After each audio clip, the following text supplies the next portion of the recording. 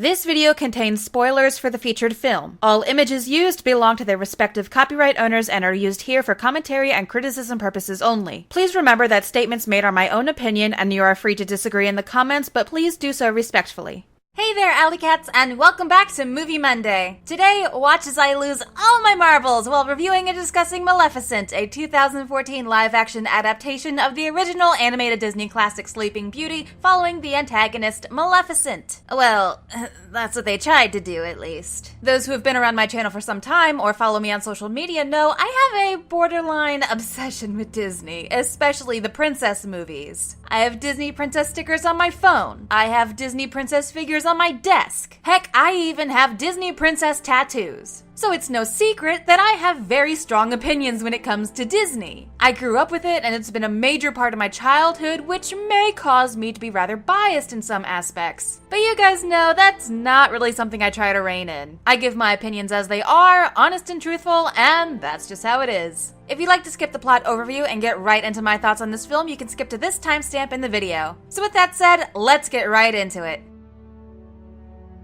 Right at the beginning, we're greeted with narration that tells of two kingdoms that have such a strong feud that only a true hero or a terrible villain would bring them together. Ugh, barf. The human kingdom is ruled by a greedy king that is insanely jealous of the spectacular moors where all sorts of fairies and magical creatures live. And he thinks there's some kind of amazing treasure hidden within or something. I don't know, they kind of gloss over that. We see Maleficent as a happy, carefree child who loves everyone and everything, and she flies around with these gigantic wings that are bigger than her whole body. The three fairies, Knotgrass, Thistlewit, and Flittle, double barf, inform her that a human boy was caught stealing in the moors. The boy is an orphan named Stefan, and the two get along right away and quickly become friends. They go to shake hands, but Stefan's iron ring burns her because she is a fairy, so he immediately tosses it away. They spend time together over the years, eventually falling in love, and they share true love's kiss. Triple barf. But eventually, many years later, they grow apart and Stefan stops coming by the moors. Maleficent, being the strongest of the fairies, is the primary defender of the moors in the war against the humans and injures the king in battle. As he is dying back at his castle, the king declares that whoever kills Maleficent will marry his daughter and be his successor. So Stefan, wanting the crown, goes to the forest under the guise of bringing Maleficent a warning about the king's proclamation. As they sit together, he drugs her so he can cut off her wings while she's asleep, and wow, holy date rape, this movie got real dark real fast. Stefan brings the wings to the king, my god, try saying that sentence 5 times fast, and claims to have avenged him. Maleficent wanders outside the moors in distress and later watches as a crow is captured in a net and saves him by turning him into a human, scaring away the hunter. He says his name is Diaval and pledges himself to her as her servant. How convenient. She sends him back as a crow to spy on the castle and learns Stefan is now king thanks to what he did to Maleficent. She's obviously not too happy about this, and the moors must change based on her mood or something because now they're suddenly dark and brooding to match her demeanor. Later, after a random time jump, I guess Maleficent just spent 9 months sitting around sulking, who knows. Diaval reports again that the king and queen have had a baby and there's to be a christening soon. The three fairies, whose names I refuse to repeat, attend the celebration in an attempt to foster peace between the two kingdoms and give the baby princess magical gifts. This goes sort of as it does in the animated movie. First is the gift of beauty, second is that she will always be happy, but the third is interrupted with the grand entrance of Maleficent. Of course, this is the scene that they featured most in the trailer because it's the only one that's remotely close to the source material. Maleficent looks like her usual wicked, badass self, much of the dialogue is even the same, but then they have to go and fluff it up. She curses baby Aurora and declares that on her 16th birthday, she will prick her finger on the spindle of a spinning wheel and fall into a deep sleep that she can never wake from. Stefan begs for mercy, and she adds the stipulation that only true love's kiss can wake up the princess. And obviously, being all upset about Stefan, she is under the impression that such a thing does not actually exist. She goes on even more because I guess she likes to hear herself talk and adds that the curse will last until the end of time and no power on earth can change it. Then she promptly makes her exit. Stefan orders all spinning wheels in the kingdom to be destroyed, but still not thinking it's enough, he sends the baby to live with the three fairies disguised as humans in secret until the day after her 16th birthday. This movie goes on to further disgrace the source material as the three stooges, not fairies, are complete bumbling idiots who are extremely neglectful to baby Aurora, so how she's actually able to grow up alive and well is beyond me. Also different from the original is that Maleficent knows where they are the entire time and even watches over Aurora because the fairies are useless morons. Maybe in Maleficent's mind, thinking she'd rather have the baby grow up to actually fulfill the curse? I really have no idea, honestly. Meanwhile, Stefan becomes excessively paranoid, violent, and crazy, trying to hunt down Maleficent, though is unable to enter the moors because of the large wall of magic thorns she's put up around the border. But he remembers that iron is dangerous to her and crafts a new plan, descending further into madness and completely ignoring his suddenly dying wife and choosing to instead chat with Maleficent's severed wings that he keeps in a display case. Whoa,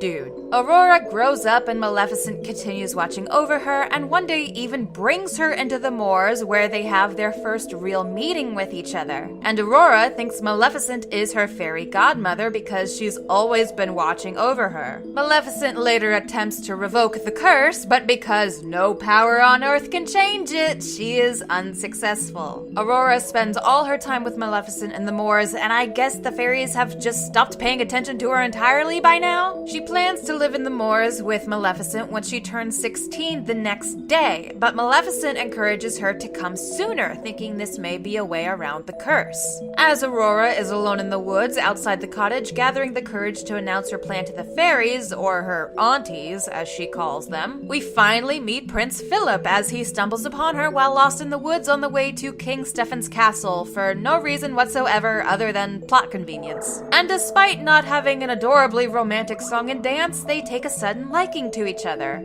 Aurora tells the fairies she wants to leave home, so they have to tell her about the curse, and she realizes Maleficent is the one who cursed her. She runs away to the castle and has a brief reunion with her father while being completely unconcerned about where her mother is before he orders her to be locked in her room where she suddenly starts having random finger pains. Maleficent finds Philip and knocks him out to bring him to the castle, but she doesn't make it in time because Aurora escapes her room and in a trance makes her way to the basement where the remains of all the destroyed spinning wheels are kept for some reason. Seems like if you're trying to keep your cursed daughter away from a spinning wheel, then the last thing you'd want to do is keep them at your place of residence. But whatever, a spinning wheel is magically reassembled, she pricks her finger, falls asleep, you get the idea. Maleficent arrives at the castle and notices a suspicious lack of guards and enters to find Stefan's own maze of thorns made of iron that he's been having his ironworkers slave over for years. She leaves Prince Philip in front of Aurora's door with the three fairies, but surprise, surprise, since they only spoke like 2 sentences to each other, it's not true love and his kiss doesn't wake her up. Maleficent is distraught and monologues at her bedside about how regretful and sorry she is and gives her a kiss on the forehead. And since this movie came out the year after Frozen, we're all about true love being familial love because this counts as the true love's kiss to wake her up because there's no love truer than that of an evil fairy who cursed a baby as revenge of her father for date rape, but then suddenly stops being evil long enough to feel empathy towards her. Ugh, screw this movie! Now they've got to make their escape, but King Stefan has a trap waiting for Maleficent and a huge iron net falls on her, and miraculously, after receiving terrible burns previously from just touching iron, she doesn't burst into flames or turn to dust or something,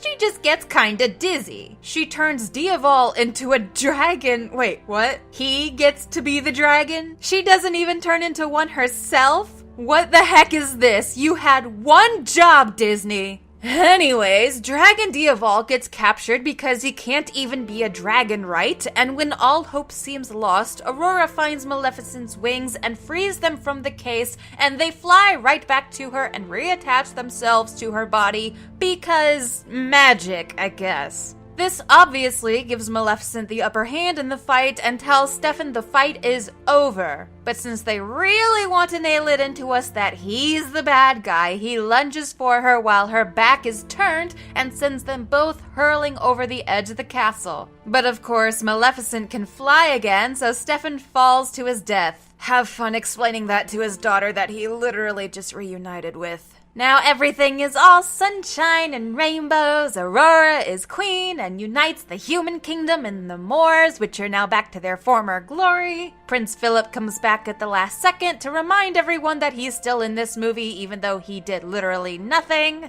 And we're told by the adult woman who's been narrating to us this whole time that she is the one they called Sleeping Beauty. Quadruple barf. Okay, let's try something positive. Let's see. The costumes were good.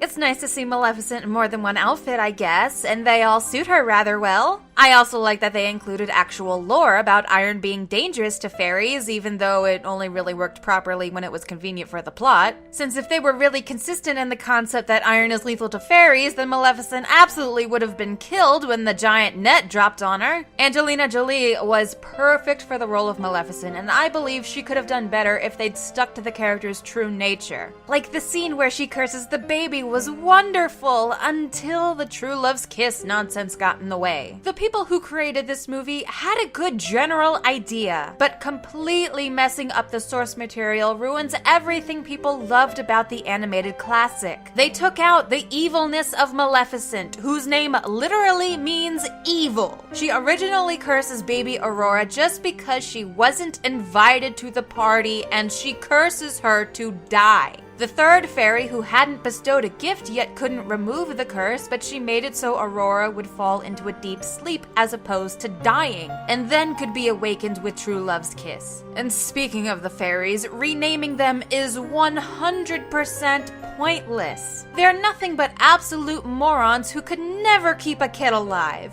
In the original, they certainly had quite a bit of comic relief moments, but they were at least competent. In fact, they played a very critical role at the end, rescuing Prince Philip and helping him defeat Maleficent. Unlike the prince in this abomination of a remake, where he might as well be replaced with a houseplant because his presence has literally zero effect on the story at all. There's a lot in this film that doesn't even make sense. Like if Maleficent has such fantastic magical powers that she can transform creatures, morph objects, why can't she give herself some new wings? And somehow there is a massive time continuity that somehow got overlooked by everyone who made this movie, which, to be fair, I didn't even notice on my first viewing. But when Aurora tells the fairies she wants to leave home, she says she is turning 16 tomorrow. Yet when she is reunited with her father, he says she came back only one day too soon, though she is supposed to return the day after her birthday, meaning she should be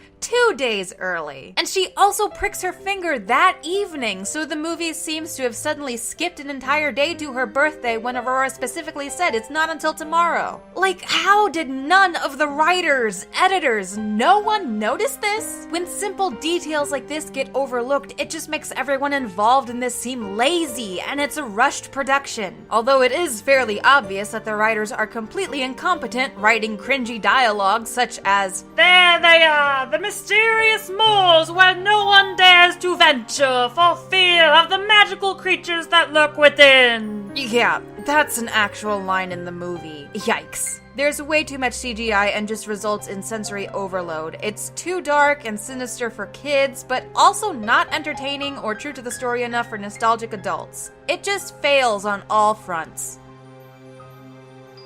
The ultimate problem with this movie that branches off into many other issues is doing a complete 180 on Maleficent and trying to make her a good guy. What they should have done is make her the anti-hero, meaning she could still be the true villain she is meant to be while still being the protagonist of this movie. We could have a sad backstory to explain why she is so evil, but without forcing the king to be the bad guy. And then have the events follow the same as in the animated classic, but focus more on Maleficent's side of the story. I mean, really, in the original story, she spent 16 years trying to find Aurora. Just show that and her struggles along the way. That way we have a better backstory that still makes us feel a little sympathy for Maleficent, instead of making the king a complete asshole just so we can have someone more evil than her. Also, I get why they wanted to have the crow turn into a human to voice thoughts and have someone else Maleficent can converse with, but he should have been kept as a plain old crow. He did a good job in the original expressing his thoughts without even speaking a single word. There's so much they changed from the animated movie, I'd barely even consider it a remake. If it ain't broke,